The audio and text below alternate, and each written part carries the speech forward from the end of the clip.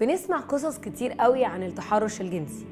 يمكن فينا ناس سمعت عن التحرش الجنسي من ناس بعيدة عنها، وفينا ناس سمعت عن التحرش الجنسي من ناس قريبة ليها، وفينا ناس بتحكي عن إساءات جنسية تمت ليهم هم بالفعل. وصورة من صور الاعتداء الجنسي ممكن يكون النظرات. أصعب حاجة في النظرات إنها ما ينفعش تتمسك على الشخص. أصعب حاجة على النظرات إنه الشخص اللي بيتأذي أو البنت اللي بتتأذي مش عارفة تقول قوي فلان بيبصلي نظرات مش مريحة. يعني إيه الإثبات بتاعها؟ أو هتسجله إزاي مثلا، ولا هتصوره إزاي؟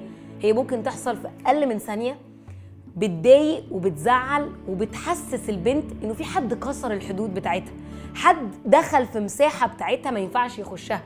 وأصعب حاجة في النظرات زي ما كنت بقول إنها ما تتمسكش. يمكن لو كلمة حد سمعها، يمكن لو لمسة حد شافها، لكن نظرة صعب قوي تتمسك. مش هنسى مرة كنت بدي تدريب لبنات في 6 ابتدائي عن النظرات، عن إنه إزاي ممكن حد يبص لنا نظرات ما تكونش مريحة. طبعا السن ده بيكون صعب قوي إنه يوصف الحاجة. طبعا سهل عليه قوي إنه يقول أنا مش مرتاحة لفلان، مش عايزة أروح المكان ده تاني، مش عايزة أتعامل مع فلان ده تاني. بس مش عارفه تقول بيبصلي بصات بتضايقني. ممكن تقول بيبصلي بصات بتضايقني، بس تفضل هي مش عارفه